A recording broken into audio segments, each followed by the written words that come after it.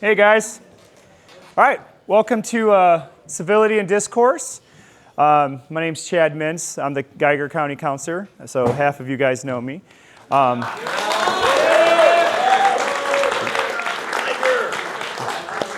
guy could get used to that, thank you. Up here is Mr. Josh Kassam. He'll be teaching this class. But what I'm up here for is I'm going to introduce a special guest with us today. With me, so I am the village clerk for the village of Bourbonnais, right? I was appointed to that position by our mayor, and with us today is the mayor of Bourbonnais, Mr. Jeff Keese. So Jeff, you want to come on down?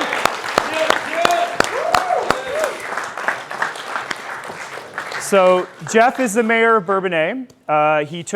He won that position last year, and was it May of 2025? So he's had that for a little over a year. He was a trustee. I won on April Fool's Day, by the way. That explains a lot. But he has been a trustee for over 10 years. You got that in 2015. Yep. And then he won the mayorship back then. Our first primary in Bourbonnais that we had. First ever. First ever in over 150 years. And then he won the general election. He's been the mayor since. So I'm going to go ahead and get off the stage and turn it over to Mr. Jeff Keese.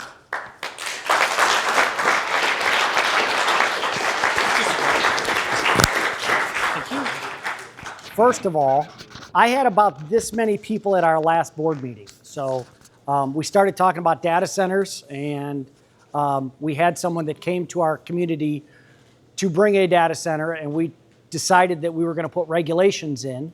And that's when some of the residents found out that a data center had looked at us and came into, there was nobody there that was supporting data centers. I mean, it was just, everybody was there worrying about the safety and the health of the village of Bourbonnais, just like we are. So it's interesting how we have never had people at any of our board meetings at all. People don't come unless they're ready to complain about something. So it's kind of neat to see this many people, and I'm like, wow, I just had this many people in my boardroom. And by the way, my boardroom is probably, I don't know, man, 3 rows back. So imagine all of you guys packing into a really small boardroom.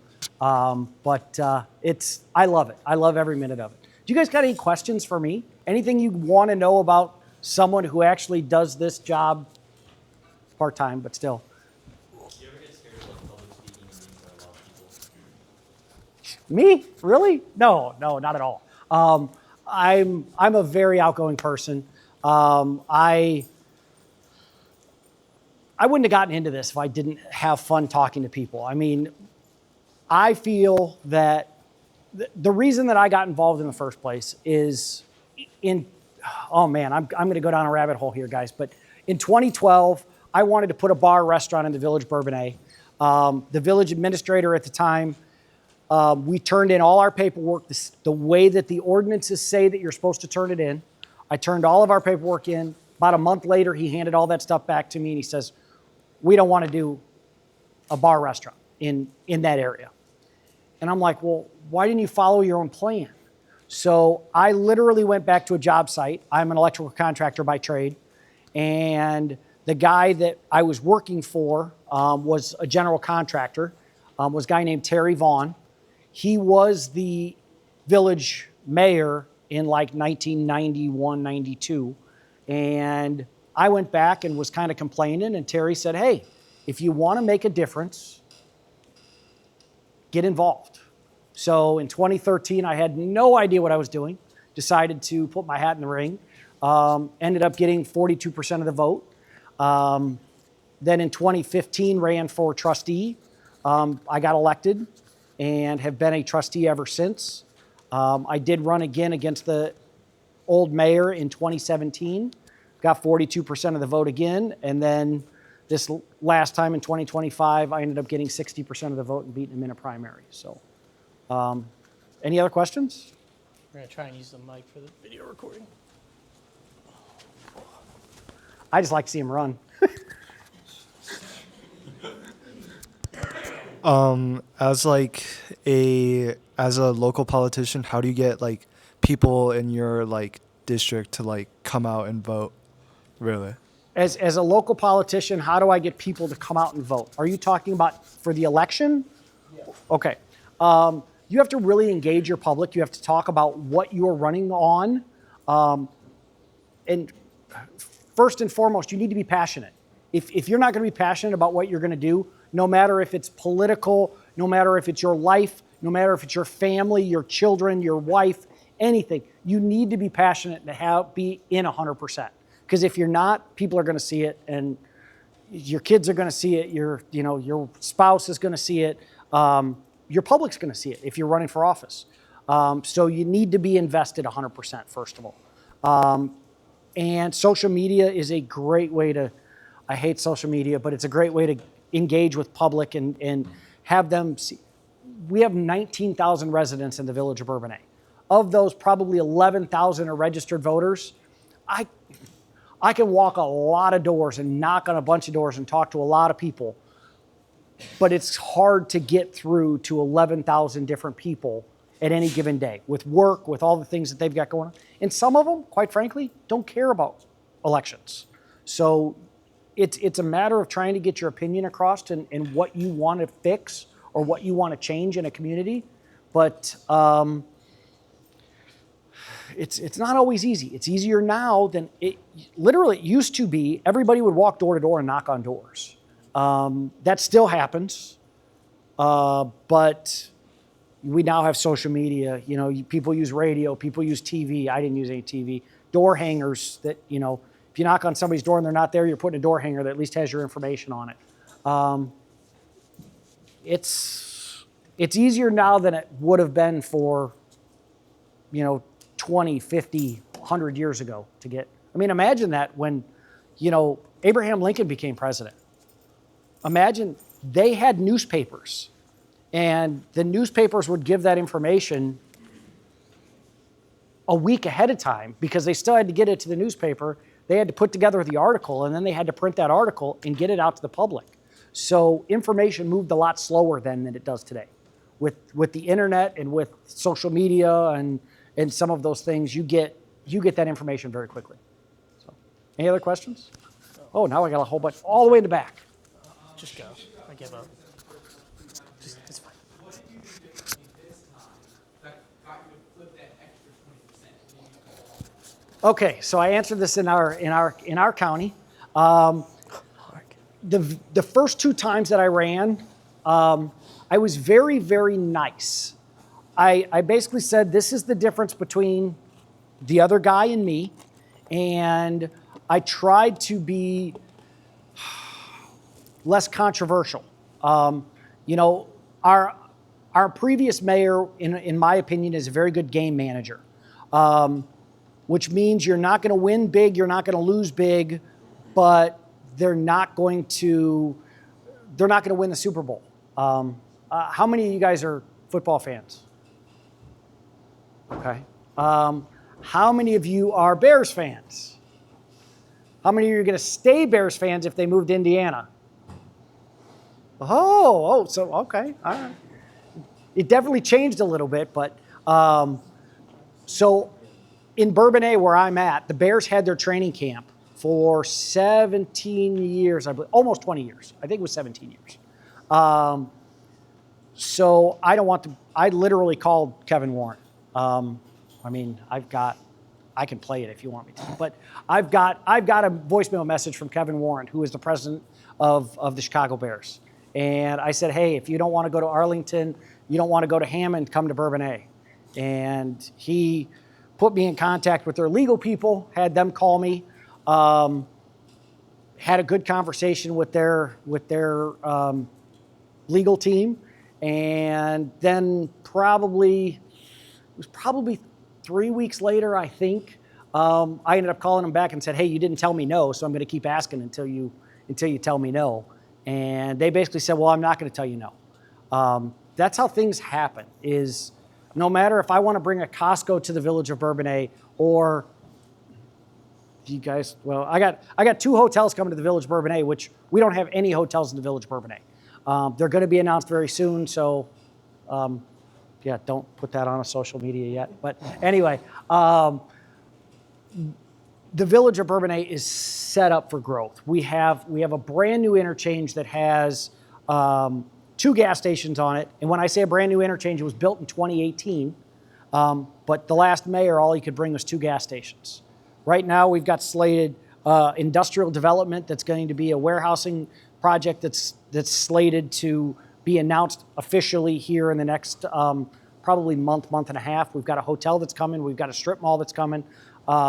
And that's a year and 4 months I've been mayor. So these things take time.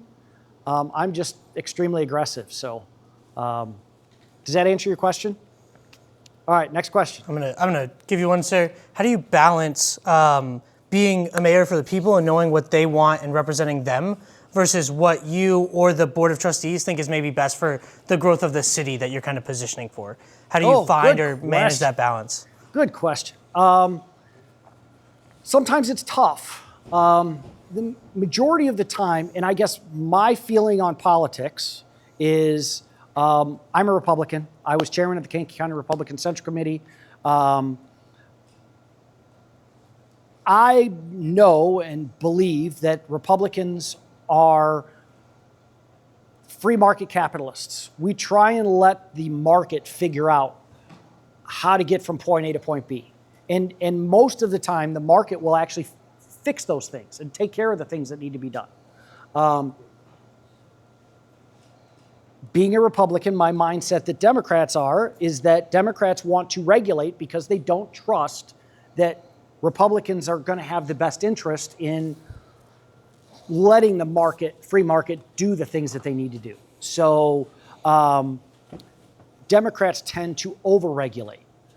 Even though I'm a Republican, I see both sides of that, and I understand that we need some regulations to protect safety and health of our residents. But the free market should be able to figure some of those things out. And a perfect example is the data centers that we're literally just talking about. There are pros and there are cons to data centers. Currently in the state of Illinois, I didn't look it up before I came up here, I should have. Chad can look it up on his phone.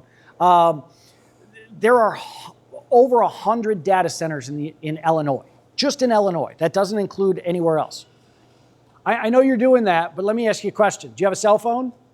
Yeah. You know where all the information from your cell phone comes from and goes to? Data centers. So I get where you're coming from. How many, Chad? 164. So that's just in Illinois. And I'm not, please don't think I'm for them or against them. It's not going to help me one way or the other. It's not going to hurt me one way or the other either if we put regulations in to protect residents. Some of the bad things of data centers, they worry about the water issues and noise issues and sound pollution, light pollution. We want to regulate all those things. Go ahead. Ask. No, you're good. It's not the really data centers themselves, it's the fast tracking that's going on in a bunch of communities like all throughout the country. Well, so we're lucky enough that we live in ComEd territory. So ComEd is our utility for electricity. And the one company that came to us, which is just outside of our village limits, so I'm going to go down there are home rule communities and non-home rule communities in Illinois. We have different sets of rules and laws. We have way more power as a home rule community compared to a non-home rule community. The village of Bourbonnais is a non-home rule community. So this data center that had talked to us outside of the village limits, the only power that we have are through our PZA or our Planning and Zoning Commission.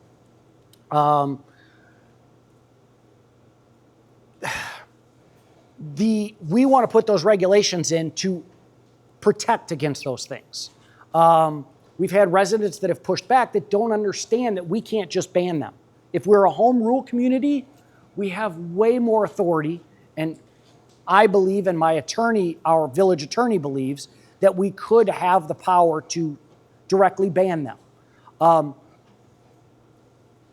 But again, going back to ComEd, which is where I got off, which my wife will yell at me for getting off on a tangent a little bit. when the data center that came to us talked to ComEd, ComEd said that if they were to pay the $5.5 million that they would need to get in the pipeline, the earliest that ComEd would have their data put together and give them a report to whether they were going to allow them to move forward or not would be 2031. So the ones that you are seeing that are coming out now are in a completely different pipeline than anything new that is sitting on the ground. So, and my personal opinion is, by the time 2031 comes around, if they start moving that way, the whole landscape's going to change. Things change really, really fast. And I mean, I'm 51 years old, and let's see, in the 90s, you know, our cell phones were huge. I mean, big. I mean, they were huge, and now they're tiny and have way more computing power. A lot of things are going to change really quick. So just understand that you either embrace some of that change, or when we talk about civility and so forth, let me bring up one more thing. Would you rather 100% of the data centers, which you worry about them moving forward, be in the United States, where at least we think we're going to have more control over it and do the right thing with that information? Or would you rather them go to China or Israel? Or so you have to weigh those things that are out there. I mean, it's a tough thing to, and none of those are good choices. I'm not saying that they are. It is what it is. And as a small local elected official, I'm not fighting the state, and I'm not fighting the federal government on what they end up, in essence, forcing down our throat. But yeah, go ahead. How do you take a stand on controversial topics like, let's say, like solar energy? Like some people not stand against it because it agriculture, and some people are for it. So the question is, how do I take a stand on solar energy? Because some people are for it, some people are against it. My family has a farm in Iroquois County, Kankakee County, Iroquois border, and it's 100 acres that we were offered $2,000 an acre to rent it to a solar company. That's $200,000 a year. I mean, quick math. And we currently cash rent that sandy soil for about $350 an acre. My issue with solar, except it's there, the only reason that solar is effective is because of the subsidies. Now, again, you're talking to an electrical contractor that does solar. I've put solar on a lot of schools. I have solar on my house. We did the largest solar plant at the time in Kankakee County when we did it for Constellation, which is a ComEd company. Anyway, so it's kind of, for me, it's kind of a 6-7 thing. No, I'm kidding. So solar's a tough one for me, because if the subsidies weren't there, I don't think it would make economic sense. And the problem with subsidies is in my opinion, it's redistribution of wealth. They're taking money that everybody is paying on their ComEd bill, and they are now taking an extra $1, $2, $3, whatever that is, and they're now taking that money and giving it to someone who decides that they want to put solar on their roof. So I think they should all stand alone, in my opinion. So, sorry, in the back. How big of a role the lobbyists and tax plan, at least like in your personal career, so as a mayor, like does that affect you? Lobbyists and PACs don't come to me because lobbyists and PACs have influence over Springfield makes, so a non-home rule community. This is something that's very hard for my residents to understand. As a non-home rule community, I only have the authority of what the state of Illinois actually says non-home rule communities can do. As a home rule community, I have every authority that I could think of, except for what the state of Illinois specifically says I can't do. So that's tough because that's why lobbyists, if we were a home rule community, maybe lobbyists would come, but they spend a lot of time in Springfield. And there's a really good one that's out there called the Illinois Municipal League. They actually talk to mayors like myself and reach out to Springfield to try and make laws happen. So you've been, Mr. Mayor. I would like to know, so you're making a lot of changes as mayor, and that's good for the village, but obviously there's always people who don't like that. Sure. So how are you able to balance public opinion and keep it in your favor? It's about education. I mean, I think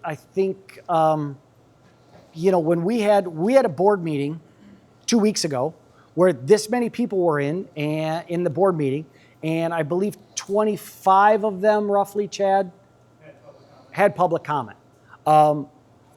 I did not say, so the way that our board meetings work is public comment is at the end of the meeting, and we do that to keep residents engaged, because if they're going to come to our meeting, they should see the whole meeting from start to finish.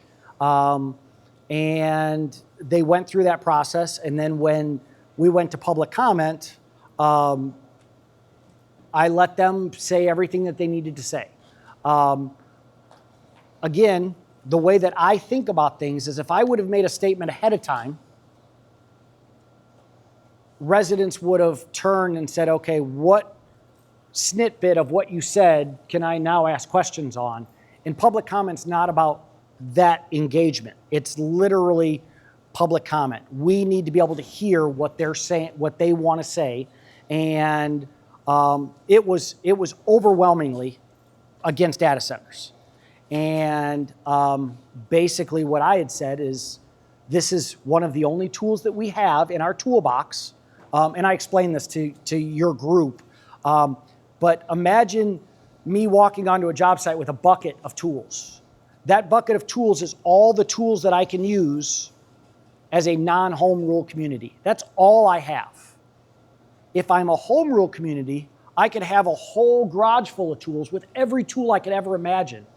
But the problem is some people are worried about a couple of tools that are in there, and those tools are always about taxing people. And that's never, I mean, if it was up to me, well, we're going to be talking about that shortly in Bourbon A, but we're going to be rebating a portion of property taxes back to people. That's something that the trustees, that's something I ran on.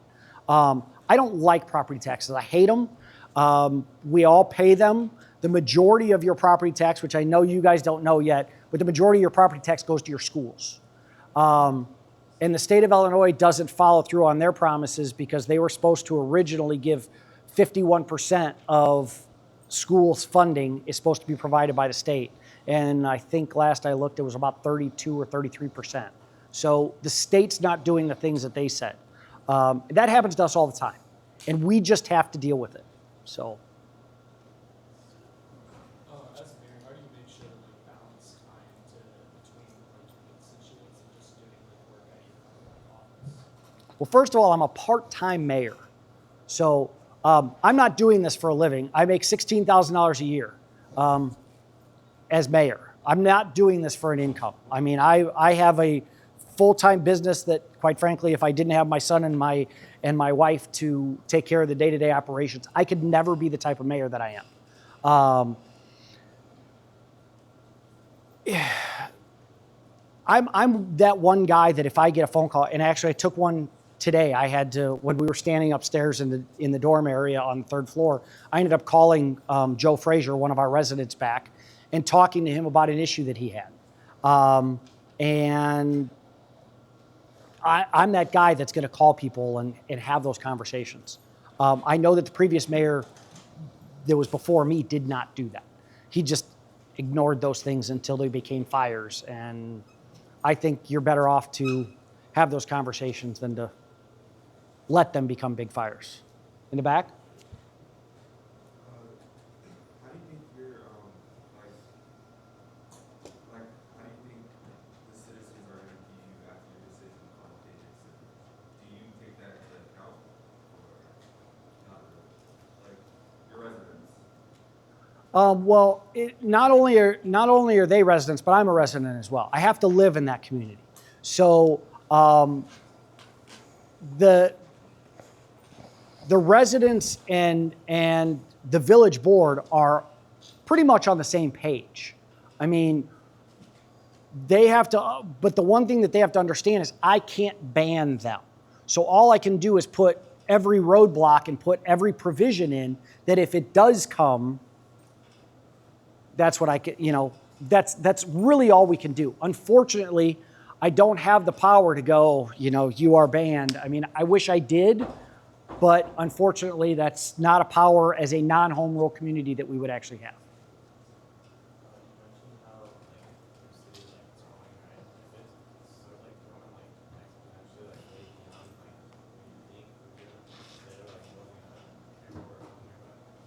Building an airport, wow.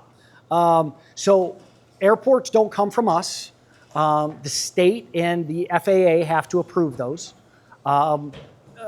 Anybody know where Peatone, Illinois is?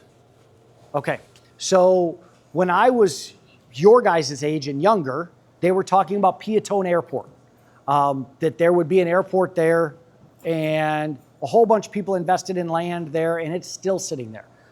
There have been no movements on putting another airport in that would compete with either Midway or O'Hare in the Peatone area. So we have a greater Kankakee airport that does. I just went to a meeting, and I don't remember how many flights they have a year, but way more than I would have ever thought.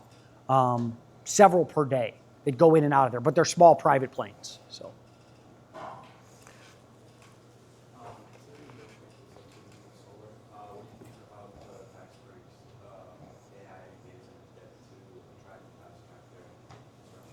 So the data center that came to talk to us said in conversation that they didn't need it. They don't need that money. They don't need, sorry, but especially now, Elon Musk is the first trillionaire. I mean, come on, like he needs any help to get those things across the finish line. That's, to me, I think things should stand on their own no matter what they are. And if they can stand on their own, whether our fuel prices are manipulated to raise and lower fuel prices, we do that by releasing our strategic oil reserves. There's a lot of things that they do behind the scenes to adjust prices so that we don't end up having $10, $15 a gallon oil prices or gas prices, I should say. But So before you go one more. All right, everyone put your butt all the way back in the seat. We're not gonna be slouching anymore because I'm tired of watching people fall asleep. If you don't actually have a notebook on the table in front of you, put it away. If your phone is sitting out, put it in your pocket. We're gonna do that before we go to one more question because I'm getting tired of watching people fall asleep. When we brought him all the way here to speak for you, you guys should be awake and paying attention. If you're not, it means you need to reevaluate what you're doing at night in your cities. Back to you, sir. Next question. go ahead. So you say you're a part-time mayor. If your city was a home rule, would that become a full-time? Not necessarily. It's just we have a village administrator. So if you look at a corporation, and to me, the village of Bourbonnais, just like any community, is a business. We have to bring in at least as much money as we're spending, or eventually we're going to have to stop providing the same services. I am, in essence, the head of the CEO and the board of directors of, and the board is our board of directors for the Village of Bourbonnais. We have a COO, or Chief Operating Officer, which is our village administrator, and he takes care of the day-to-day operations. My wife would say that I take care of the day-to-day operations because I'm there as much as I am, but the amount of things that I have gained in a little over a year and a half by being there all the time is just tremendous. And if we were a home rule community, it would be hard for me to not. I mean, I spend probably 30 hours a week, 35 hours a week at the village. If I would have gotten elected in 2013 or 2017 with where my business was and the age of my son, who is now literally running the day-to-day operations of my business, I couldn't do what I'm doing today. Not as effectively. Our last mayor was part-time, worked a full-time job at a place that he couldn't leave all the time. So he relied way more on all the staff, and sometimes fires happened that they got way bigger than what they needed to be before he could try and put them out. So.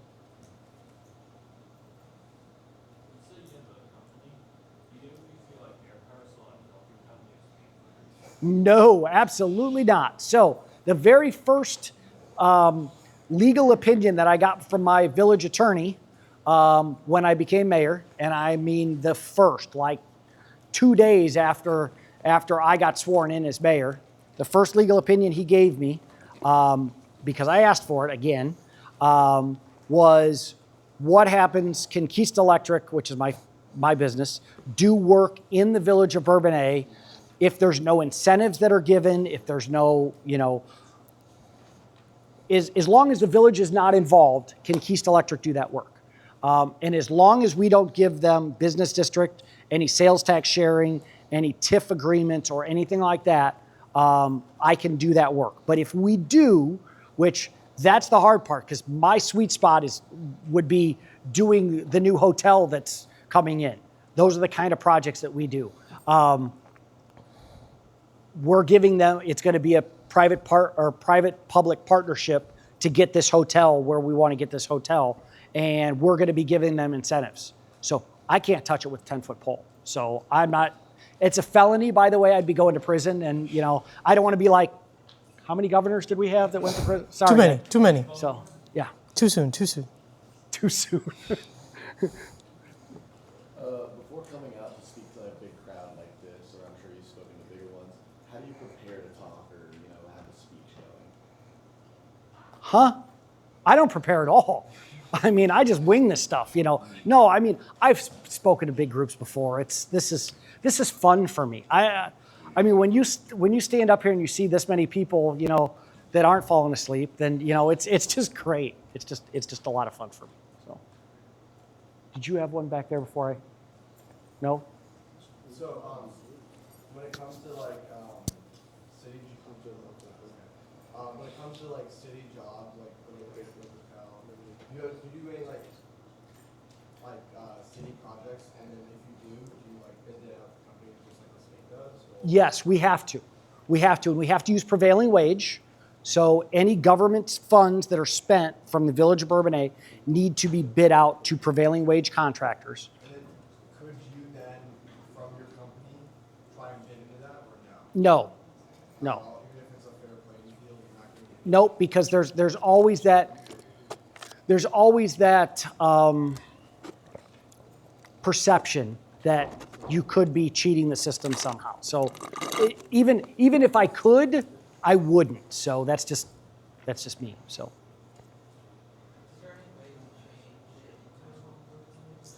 Yes. So he asked if there's any way that we could become a home rule community. There's two ways. One is get to 25,000 in population. Then it automatically happens. The problem with that, which we had with the city of Kankakee was 32,000 in population, has now gone all the way down to 23,000 something, and actually lost home rule. So they had to put a referendum on a ballot, and the citizens needed to vote to keep them home rule, and they did. Because if they wouldn't have, they would have lost a lot of services that city of Kankakee provided that way. Bourbonnais. Yep. Who's your closest ally in government? Ooh, wow, good question. Ally, man. I would say two.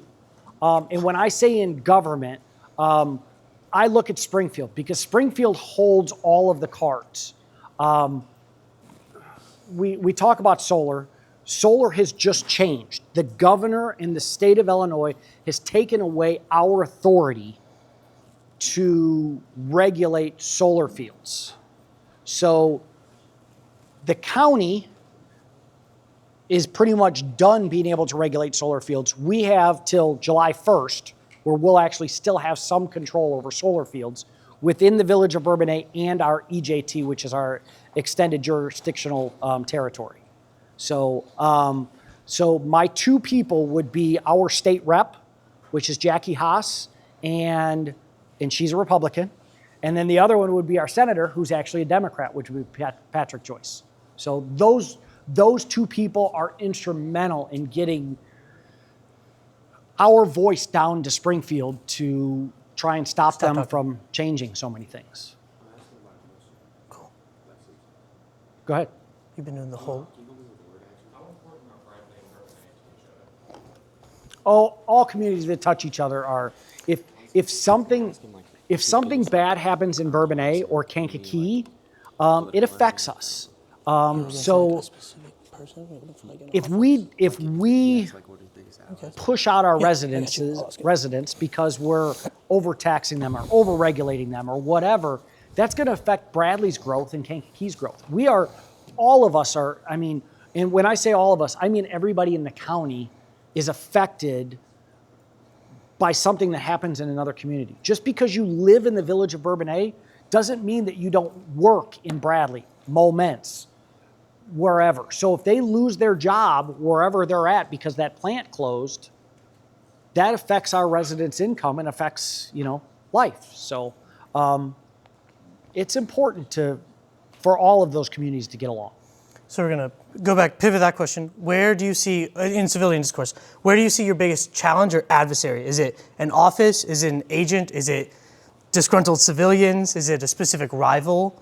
Where do you face that conflict? And then following, how do you manage through that conflict? I don't know if I'd say that I have the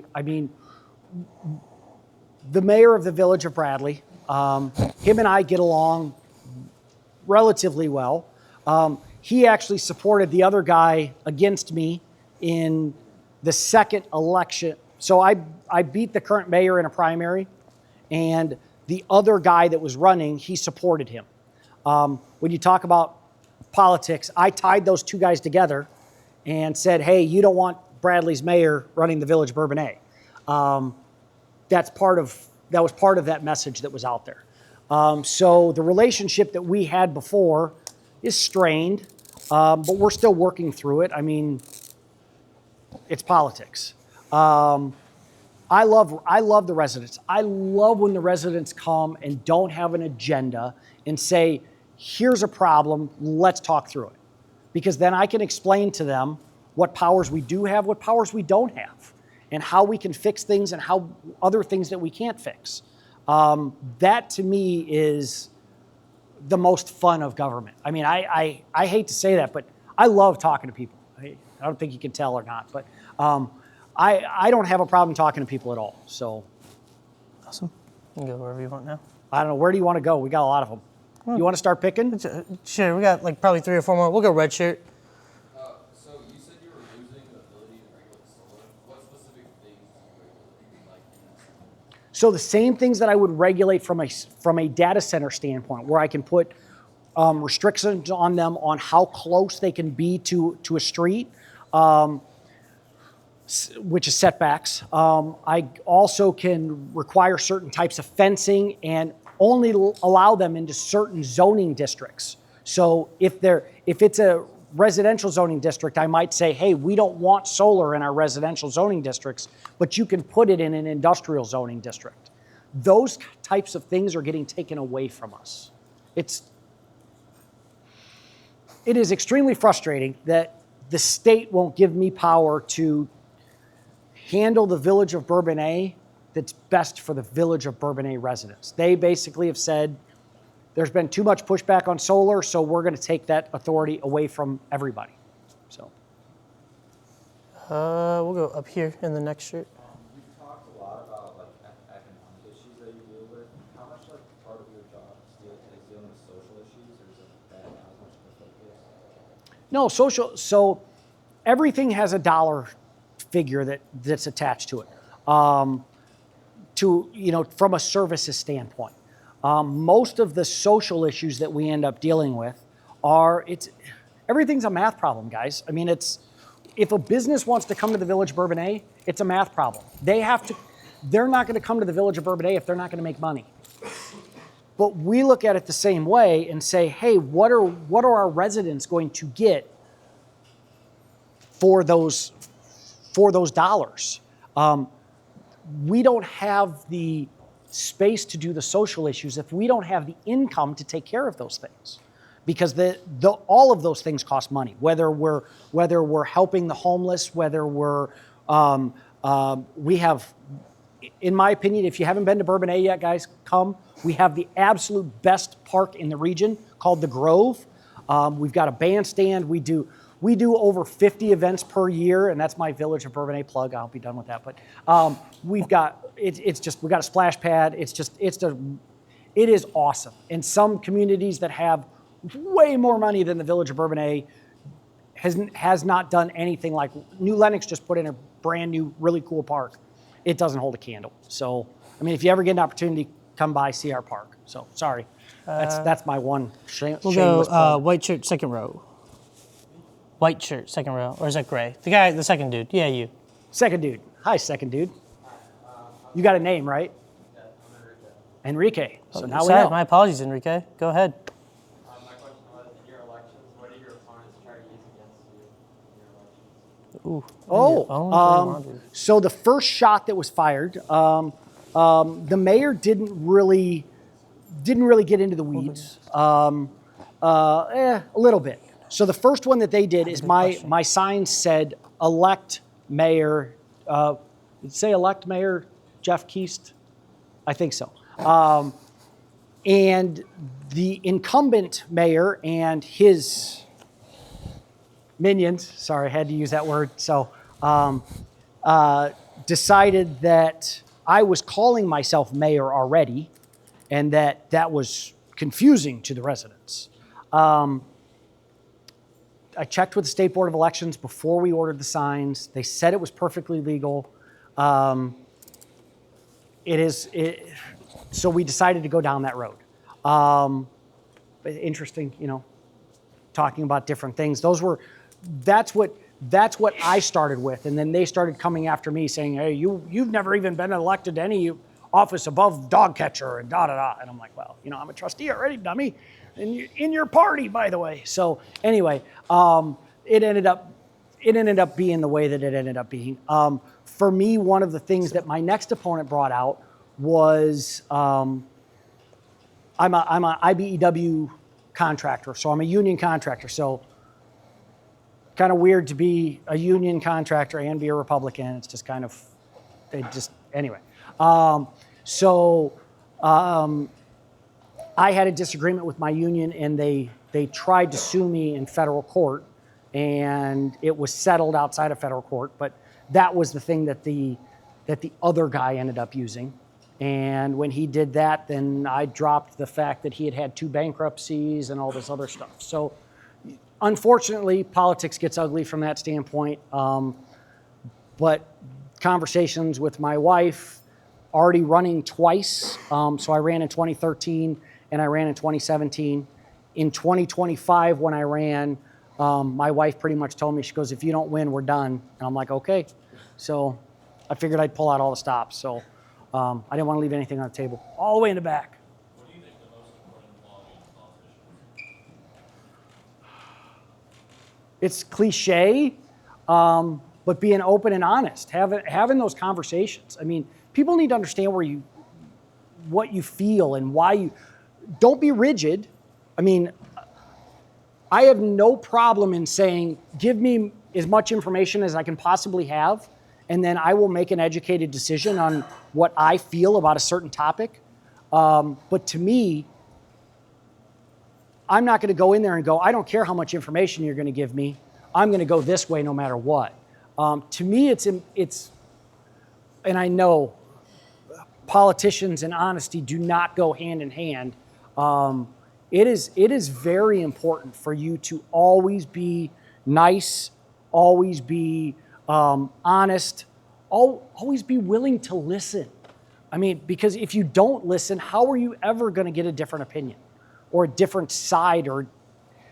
And unfortunately, in my role, not unfortunately, fortunately in my role, I get to hear a whole bunch of differing opinions and try and make the best educated decision that I can for the residents of Bourbonnais. That's why they elected me. That's why they elect a president. That's why they elect a governor. That's why they elect a mayor. That's why they elect school board members. I mean, there are so many opportunities for you guys to get involved at any level. And I pick on Chad all the time because Chad is my clerk, and Chad does not get a vote because the mayor and trustees actually get to vote for the decisions. And I pick on Chad because I ask him his opinion, and then I go, well, it doesn't matter anyway, you don't get a vote.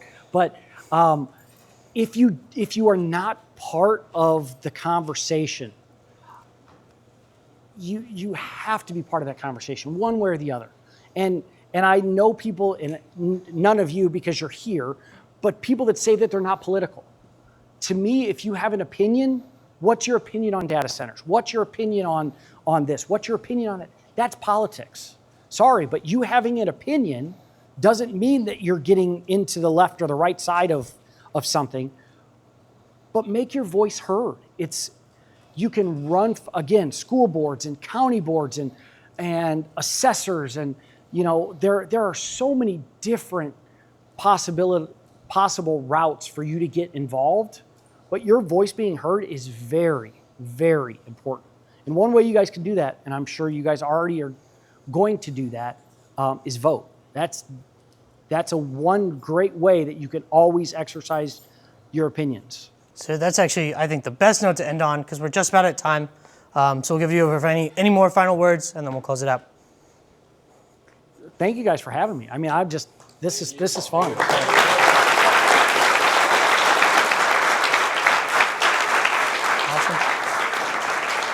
Well, that was easy. Appreciate it. Thank you, sir. Awesome. Counselors, they're yours.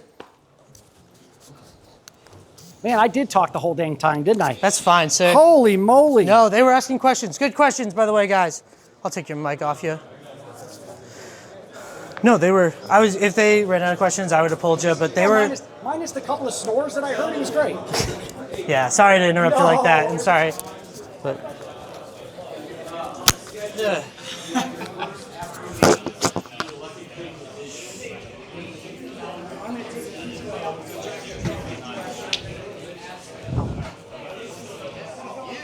Who's the favorite board member?